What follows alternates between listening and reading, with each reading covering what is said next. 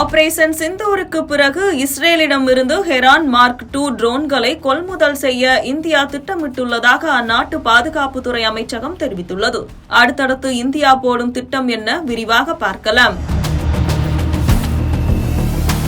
கடந்த ஏப்ரல் 22ஆம் தேதி ஜம்மு காஷ்மீரின் பகல்காமில் பயங்கரவாதிகள் நடத்திய தாக்குதல் ஒட்டுமொத்த இந்தியாவையும் உலுக்கியது. பாகிஸ்தானுக்கு பதிலடி கொடுக்கும் விதமாக ஆபரேஷன் சிந்தூர் என்ற பெயரில் பாகிஸ்தானின் செயல்பட்டு வந்த 9 பயங்கரவாத முகாம்களை குறிவைத்து இந்திய ராணுவம் தாக்குதல் நடத்தியது. இந்த தாக்குதலின் போது இஸ்ரேலிடம் வாங்கப்பட்ட செயற்கைக்கோள் இணைப்புடன் கூடிய மார்க் 2 ட்ரோன்களை பயன்படுத்தி பாகிஸ்தானுக்கு பதிலடி கொடுத்தது. இந்த வகை ட்ரோன்களை ஏற்கனவே இந்திய ராணுவம் விமானப்படையும் பயன்படுத்தி வருகின்றன.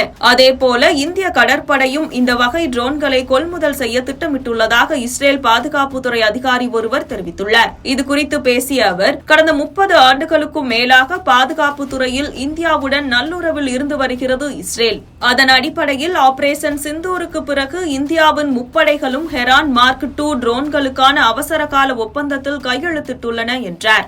அது மட்டுமின்றி தொடர்ந்து பேசிய அவர், மேக் இன் இந்தியா திட்டத்திற்கு ஒத்துழைத்து தரும் வகையில் இந்தியாவில் உள்ள ஏரோநாட்டிக்ஸ் மற்றும் எல்காம் ஆகிய நிறுவனங்களுடன் இணைந்து பணியாற்றி வருகிறோம். அதன் காரணமாக இந்திய தயாரிப்பில் ஹெரான் ட்ரோன்கள் உருவாக இருப்பதாக அவர் தெரிவித்தார். இந்த ஹெரான் ட்ரோன்கள் நடுத்தர உயரத்தில் நீண்ட நேரம் இயங்கும் திறன் கொண்டது. குறிப்பாக 35,000 அடி உயரத்தில் தொடர்ச்சியாக 45 மணி நேரம் செயல்படும் தன்மை கொண்டது.